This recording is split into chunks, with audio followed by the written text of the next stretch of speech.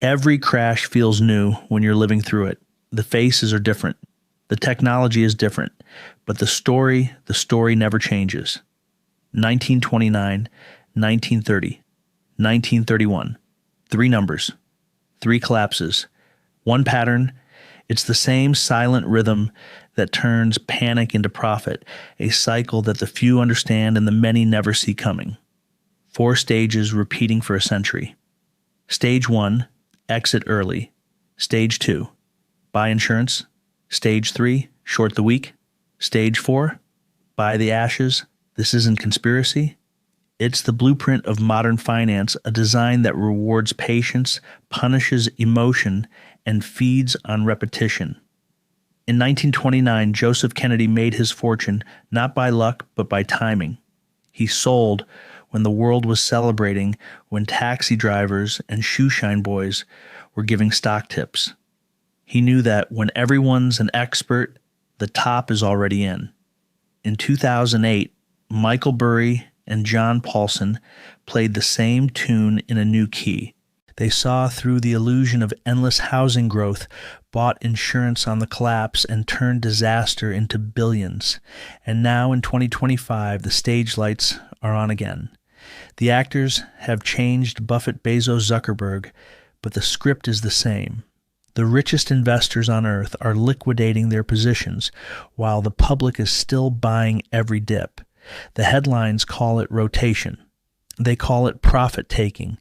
But history calls it what it is, the first move of the pattern. Because markets don't fall from bad news. They fall from exhaustion when there's no one left to buy, when valuations defy gravity, when confidence replaces logic. That's where we are right now. The numbers are screaming, but no one is listening. Buffett holds $325 billion in cash. Insider selling across corporate America is the highest since 2007. The Buffett indicator market cap to GDP is at 185%, the most overvalued in recorded history. It's not fear, it's preparation. Every generation thinks it's different. Every generation believes the new era will never end. And every generation learns too late that the pattern always wins. The first stage has already begun. The exits are quiet. The crowd is still cheering, and history is repeating itself. Now let's step into stage 1, the silent exit. Every crash begins long before the first headline. It begins quietly behind closed doors in boardrooms and private trading floors when the smartest money in the world starts to leave. In 1929, the man who saw it first was Joseph P. Kennedy. He wasn't a prophet. He was a speculator, one who understood that markets die the same way people do, first with euphoria, then with silence. By the summer of 1929, the U.S. stock market had become a casino.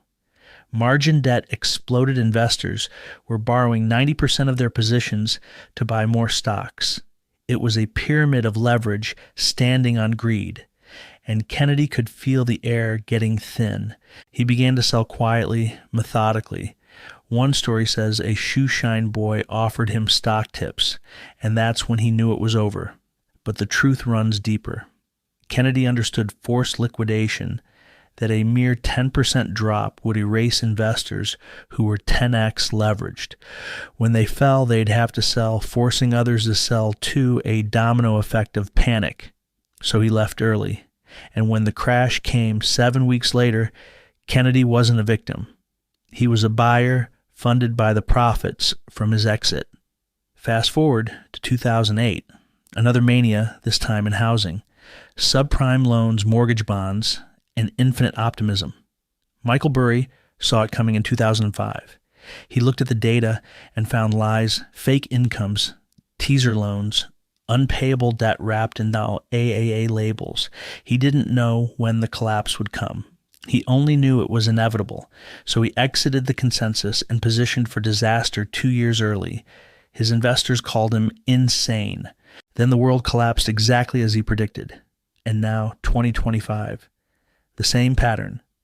Warren Buffett holds the largest cash pile in corporate history, $325 billion. Jeff Bezos has sold $13 billion in Amazon stock. Mark Zuckerberg, billions in Meta. Even Jamie Dimon is selling shares in his own bank for the first time in his career. They're not guessing, they're signaling. Insider selling is now at its highest level since 2007, right before the last crash. This is stage one exit before panic. Sell into strength. Leave quietly while the crowd still celebrates, because when the crowd realizes the music stopped, it's already too late. Stage one is silent. Stage two is invisible. Because while most investors are still celebrating their paper profits, the smart money starts doing something that seems insane. They begin paying to lose money. That's what buying insurance looks like. It's the act of accepting small guaranteed losses today to prepare for massive gains tomorrow. And every financial genius who survived a crash has done it. In 1929, Joseph Kennedy didn't just sell. He began shorting the market, borrowing stocks to sell high and buy them back cheap after the collapse. It was a painful waiting game. For weeks, stocks kept rising, and he paid fees on borrowed shares. The crowd mocked him for being early. But when the crash came in October, his short positions exploded in value. While fortunes evaporated overnight, Kennedy made the equivalent of hundreds of millions. In 2008, Michael Burry and John Paulson repeated the move with modern tools. They bought credit default swaps, insurance contracts that paid out when mortgage bonds defaulted. From 2005 to 2007, they bled cash every month as the housing bubble inflated.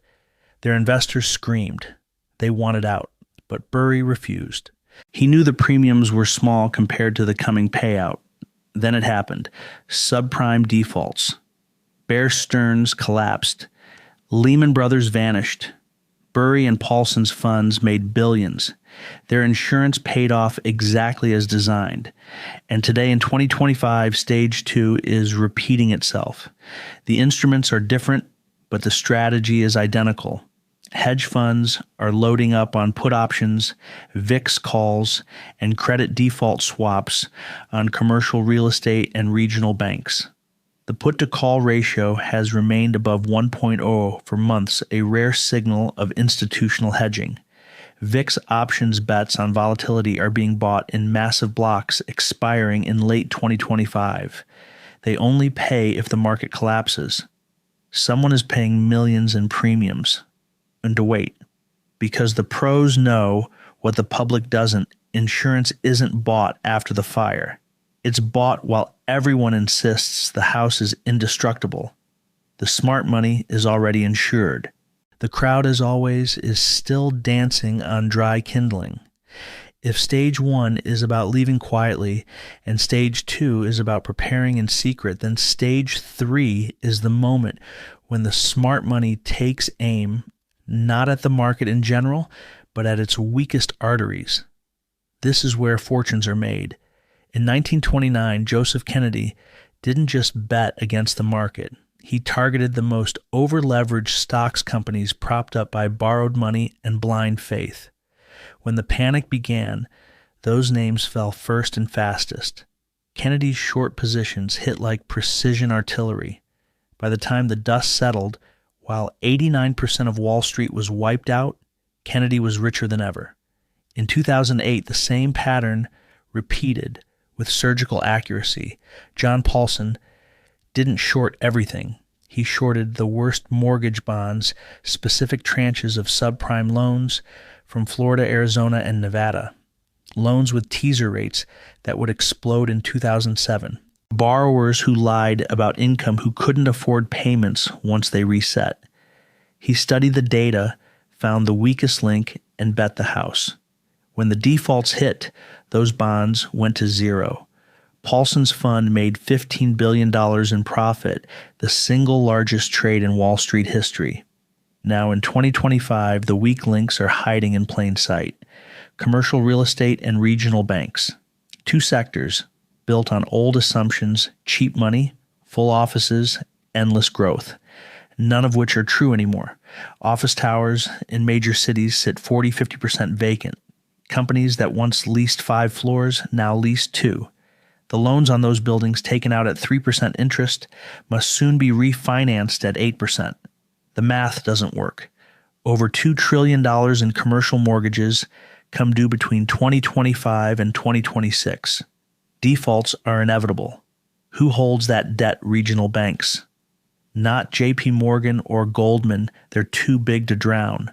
But smaller institutions in Chicago, Dallas, and San Francisco banks, whose portfolios are 30-40% commercial property loans, they are sitting on losses they haven't yet admitted. And the hedge funds know it. They're shorting commercial mortgage-backed securities, and the regional banks most exposed, the same way traders shorted mortgage bonds in 2008, just a new name, a new bubble, the same decay underneath. This is stage 3, the precision strike. Target the weak. Wait for gravity. And when the first cracks appear, the collapse moves faster than anyone expects. Every empire of speculation ends the same way in silence, fear, and fire. And in that fire, the few who prepared step forward to claim what's left.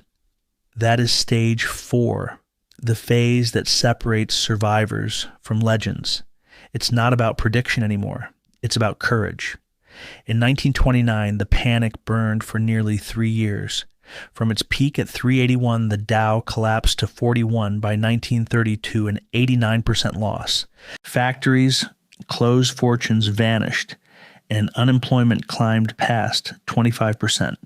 Yet in that abyss, Joseph Kennedy re-entered. He bought distressed businesses, bankrupt railways, and stocks trading for less than the cash they held. He purchased real estate from desperate sellers who'd lost everything. While others hoarded pennies, he accumulated power. By the mid-1930s, Kennedy's wealth had multiplied tenfold, funding not just a dynasty, but a new era of political influence. He didn't escape the Great Depression, he used it.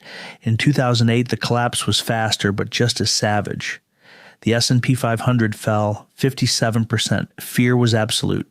Headlines screamed Great Depression 2.0, but that's exactly when Warren Buffett acted.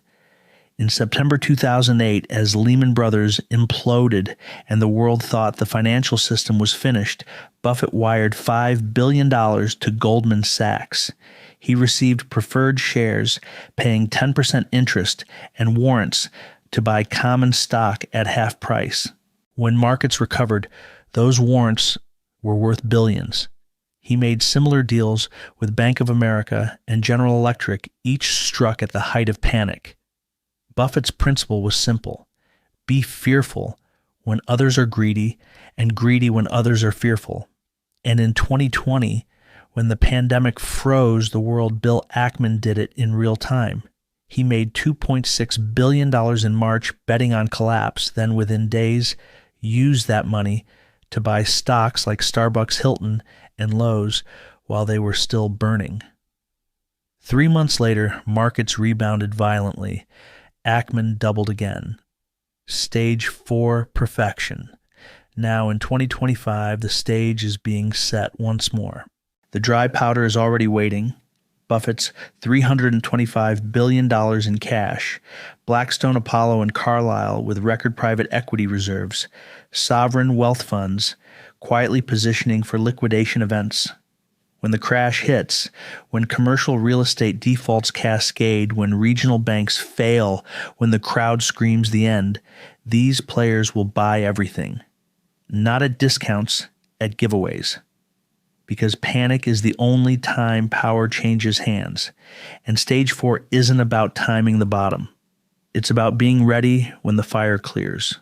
If you've noticed something about this pattern, it's not just financial. It's psychological. The markets don't crash because of mathematics. They crash because of emotion. Every era believes it's smarter than the last. Every generation of investors tells itself, this time is different, and every time it's not. In the 1920s, it was radio stocks, margin loans, and the new era of endless growth. In the 2000s, it was real estate and mortgage-backed securities safe as houses. Today in 2025, it's artificial intelligence, crypto ETFs, and perpetual zero-down financing for everything from Teslas to skyscrapers. Different assets, same psychology. The pattern always begins with greed disguised as innovation. New technology, new valuation models, new narratives, all used to justify excess. Then comes leverage. Borrowed money multiplies gains until it multiplies losses. That's when fear arrives uninvited and unstoppable. And finally, capitulation, when even the strongest hands sell to survive. The truth is brutal. Markets don't rise because people are smart. They rise because people forget. In 1929, the crowd believed the Federal Reserve had ended recessions forever. In 2007, they believed complex models made housing prices unbreakable, and today they believe central banks can print prosperity without consequence. But cycles aren't broken by belief. They're broken by math. Right now, total U.S. debt, public and private, exceeds $100 trillion. Interest payments alone are approaching $1.2 trillion per year, more than defense or education. Corporate debt is at record highs, and consumer delinquencies are rising fastest among Gen Z, the most leveraged young generation in history. This isn't doom, it's arithmetic. Every bubble builds on the same foundation: debt, confidence, and denial. And every collapse begins when one of those cracks. That's why the four-stage pattern exit, ensure, short, and buy, is timeless. Because it's not about markets, it's about human nature. The crowd will always chase the high. The insiders will always prepare for the fall. And in between those two instincts lies the transfer of wealth that has repeated for a century. As long as greed exists, so will this cycle. And every time it returns, it will look new until it ends the same way. We are now standing at the edge of the next reset, the moment where everything built on easy money begins to unwind. The signs are not subtle. They're glowing red in plain sight. The yield curve, the most reliable recession signal since 1950, inverted in 2023 and has now normalized. Every time that's happened, a recession followed within 6 to 18 months. It's been 20 months. TikTok. Corporate insiders are selling at record pace, over $120 billion in stock dumped in the last 12 months. Buffett's cash hoard, $325 billion, is not a coincidence. It's dry powder for stage 4. And the commercial real estate time bomb, $2.2 trillion in loans maturing, is already ticking.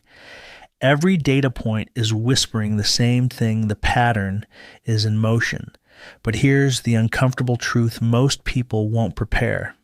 They'll dismiss this as fear-mongering until it's too late, because the final stage of every bubble isn't denial, it's complacency disguised as optimism. You don't need to be a billionaire to survive the reset. You just need to act before the crowd. 1.